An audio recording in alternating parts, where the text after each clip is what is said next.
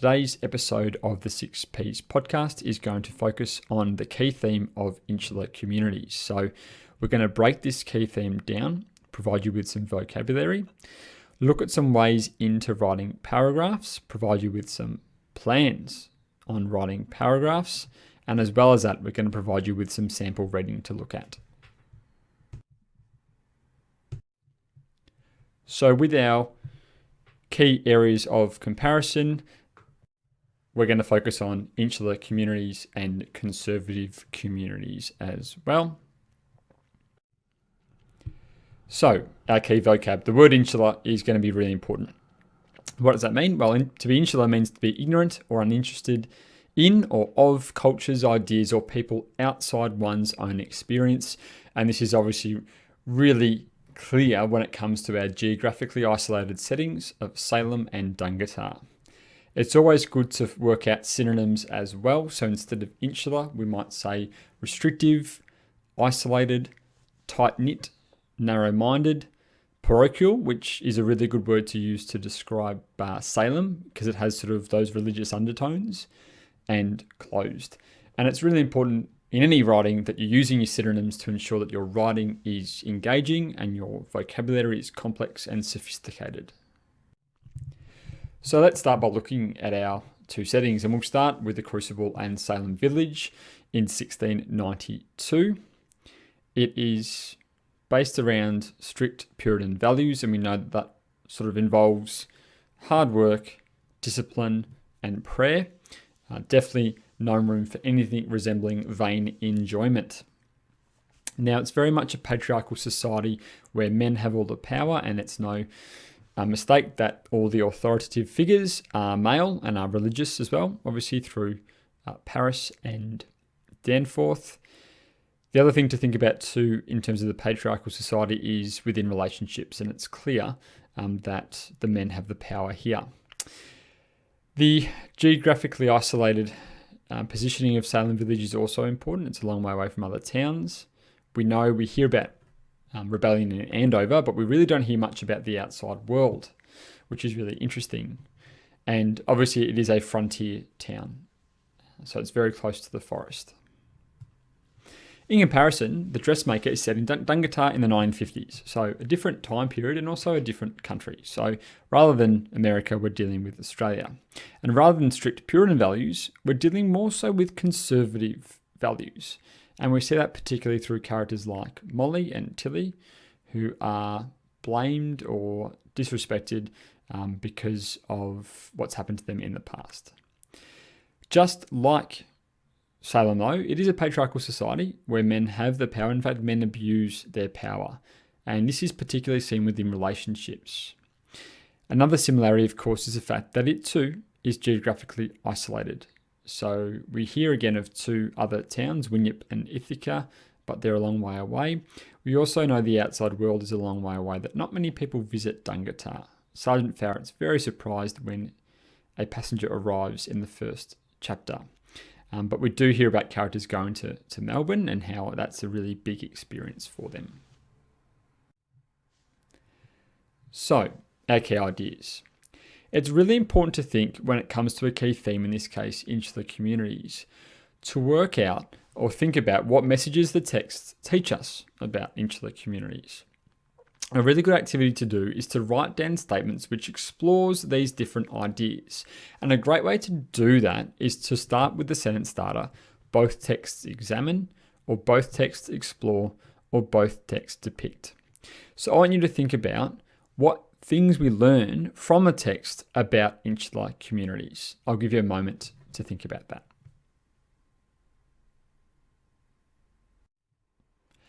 All right, so here are some of my ideas that I've written down. You might have had some of the same, or you might have different ones as well. There's definitely no end. It's a limitless list that you could build here. So my first idea is that both texts explore corrupt and abusive leaders who feed off the insular nature of their towns. We can also suggest that both towns portray vulnerable citizens who sit on the periphery of tight-knit communities as the initial targets of blame. For the next one, I've gone with both texts examine conservative communities maintaining rigid and ignorant perspectives and values. Both texts explore internal conflict as a catalyst in the destruction of social hierarchy. Both texts suggest those who do not conform to social norms within these communities are labelled as outcasts and shunned. And both texts depict insular communities bound by differing social codes and conventions. So a couple of things to mention here. You might notice that a lot of the other themes appear in here, and it's really important to know that lots of these themes will overlap with one another, and you can bring them in. Underneath this umbrella theme of insular communities, we can talk about blame, we can talk about abusive power, we can talk about social hierarchy, we can talk about gender roles, we can talk about conflict. There's so much that we can talk about here. The other thing to think about too, I should say, is don't just look for the similarities. You should also be looking at the differences. So for example, with that last one, it's that both texts depict insular communities bound by differing social codes and conventions.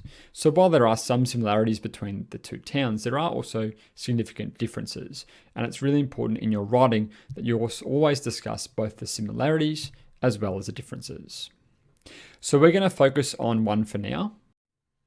And that's going to be the second one, that both texts portray vulnerable citizens who sit on the periphery of tight-knit communities as the initial targets of blame. It's a little bit of a passive sentence, I know, but again, I'm trying to be as broad as possible with these statements. Okay, so let's have a think about this statement here, that both texts portray vulnerable citizens who sit on the periphery of tight-knit communities as the initial targets of blame. Let's use this as a topic sentence. Have a think about what evidence you might bring in from both texts which will support this statement. And I think a really good place to start with, as always, is often characters. So let's start with the Crucible, and we're going to have a look at Tituba. So she's vulnerable because she's a woman, and as well as that, she's also a slave. And we have that stage direction on page 17, where it says, trouble in this house, as always, eventually lands on her back. That's why she's so frightened. However, while she's the first to be blamed of witchcraft, she uses fear, and that is the community's fear of the unknown and Paris's fear that his enemies will get him in order to gain power and manipulate the town. In The Dressmaker, let's have a look at Tilly.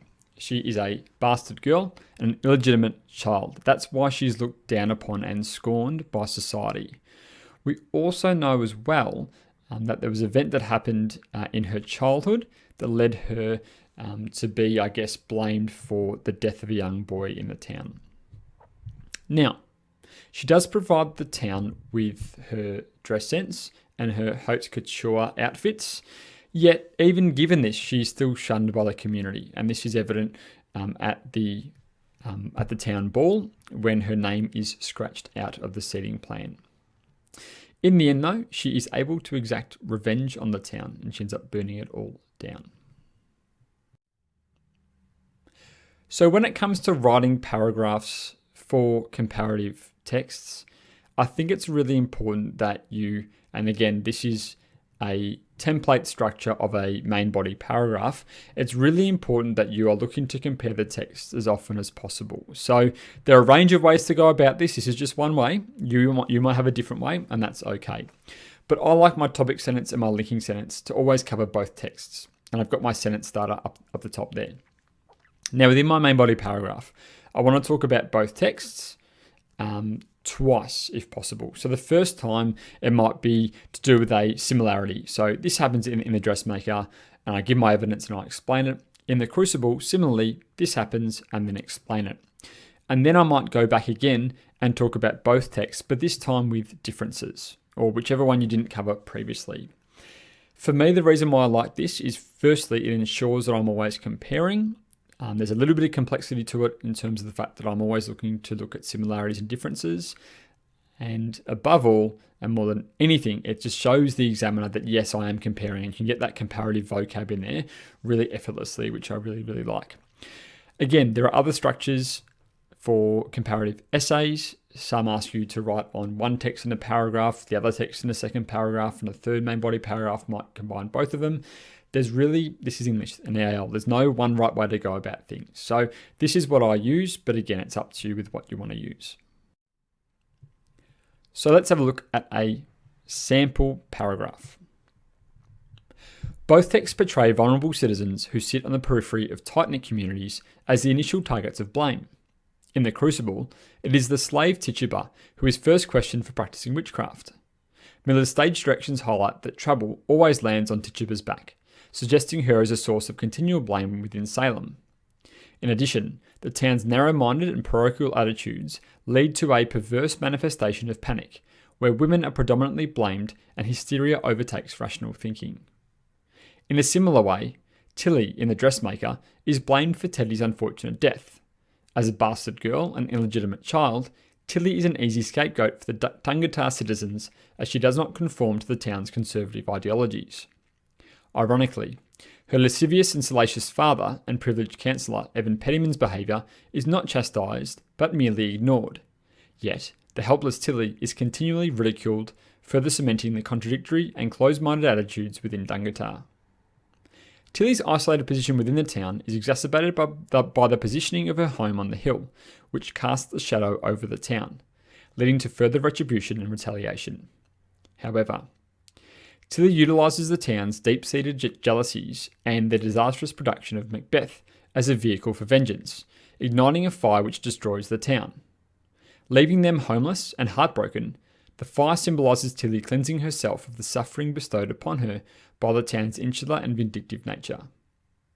While Tituba is also able to attain a sense of power over the village, this is short-lived, and she is ultimately punished and awaits execution at the end of the play, unable to overcome her lowly social status and the strict religious hierarchy. She is also trapped by authoritarian figures like Judge Danforth, who should hang 10,000 that dared to rise against the law, hell-bent on maintaining the inflexible Puritan doctrine and dogma. Miller critiques the blind stubbornness of authority figures in attaching blame on the most vulnerable, and ultimately concludes that through this behaviour, theocracy was broken. Therefore, the play and the novel showcase closed communities who scapegoat their most vulnerable members as a source of blame. So, some feedback on this paragraph. Firstly, there is clear comparison between the texts of both similarities and differences. I think the evidence was effectively embedded and it wasn't just reliant on quotations. There were language features mentioned, there was symbolism also. I think that's really important to add complexity to your analysis, is to not just focus on the plot, but also how the texts are told. I felt perhaps there was a little bit too much summary and not enough analysis in this paragraph. You would have noticed it is quite long and these paragraphs are going to be really, really lengthy, so just be mindful of that. I felt they tried to fit too much in, so be considered with your examples from the text. The other thing they could have done is they could have sort of addressed Tilly and Tituba at the start and then maybe brought in some different examples when they spoke about the differences. That's something you can think about doing as well. Again, there's no one way to do these things. Lastly, there was a clear link to the overall theme. Again, I think here you're dealing with two themes. You're dealing with vulnerable members of communities and scapegoating and blame, and you're also dealing with insular communities. And I think it's really important that in your analysis, you're really, really aware of that.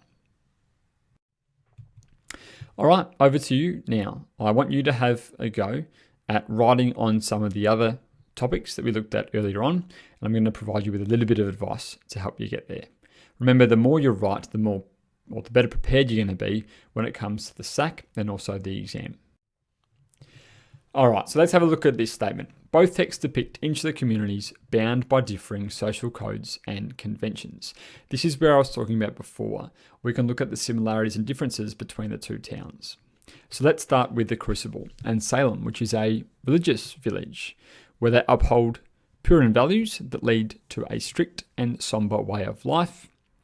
It is also a barbaric frontier inhabited by a sect of fanatics. It is very much geographically isolated from the rest of the world. There are also factions within this town. There are long-held hatreds, there is landlust, there are wheels, as Ann Putnam says, there are wheels within wheels in this village and fires within fires. And we know particularly from the Putnams, a lot of their anger comes from the fact that they weren't supported by the town to get their man to become Reverend. His name is Bailey. We also know that Reverend Paris is motivated by fear that there are factions in the town or enemies in the town that want to force him out of his job. So the factions play a really big role in the Crucible.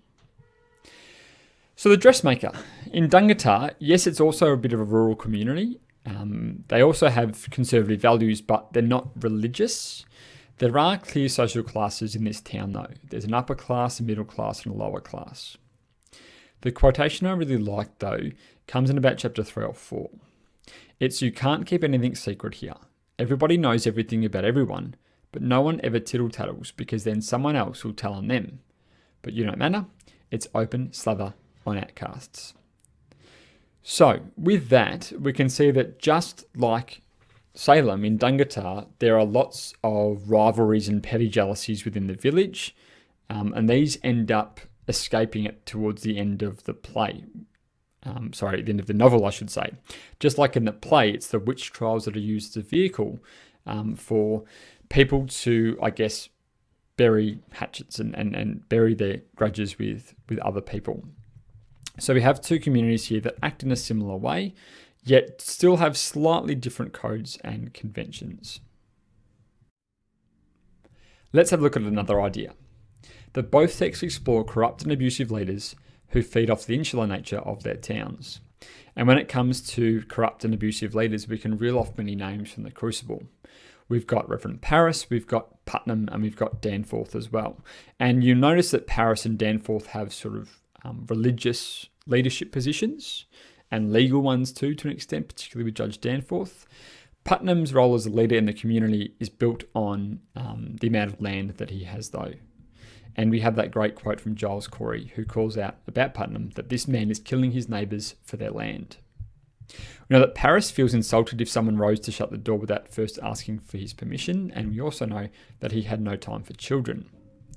With Danforth, he is very much black and white in his thinking. He believes that a person is either with this court or he must be counted against it. There be no road in between. And this comes to fruition in Act 4 as well. Particularly, this quote's from Act 3, but in Act 4, he refuses to postpone any killings. In The Dressmaker, we have Councilman Pettyman. He was a man who touched women. He leaned in close to talk, licked his lips, and at the dances pressed his partners tightly. Women turned their backs when they saw him, but men avoided him, but were cordial. And with Mr. Almanac, this quote is about Irma. She used to have a lot of falls, which left her with a black eye and cut lip. Over the years, as her husband ground to a stiff, shuffling old man, her injuries ceased. Both Pettyman and Almanac are abusive within their relationships, but Pettyman is also abusive to other women in the community, and we know that through Molly, particularly. Paris, Danforth and Putnam are a little bit different in terms of they're more so abusive towards the rest of the community, and they're very much self-centered in the way that they act, particularly as the play evolves. So we have these two different natures of abusive leaders that you can compare and contrast. So have a think about these two ideas and have a go at writing paragraphs based on these statements. Have a think about structure, have a think about what evidence you want to use, and don't forget to analyse your examples in relation to not just the paragraph topic, but the overall topic, which wants you to focus on insular communities. So what are some key takeouts from today's episode? The first thing I would tell you to do is to use the key themes and ideas as an anchor to form topic sentences. So think about all those themes that we've gone through a couple of times now. How do they relate to the overarching theme? In this case, we were dealing with insular communities. Use characters as a starting point for comparison, and then weave in quotations and the setting and the language, the structure and the context as well where possible. And I think if you can do that subtly, that goes a long way to showing markers and examiners that you have a really strong and wide knowledge of the text. You're not just going to be dropping character names, you're going to be thinking about the texts holistically. Think about both similarities and differences. I think sometimes we get too preoccupied with looking for similarities.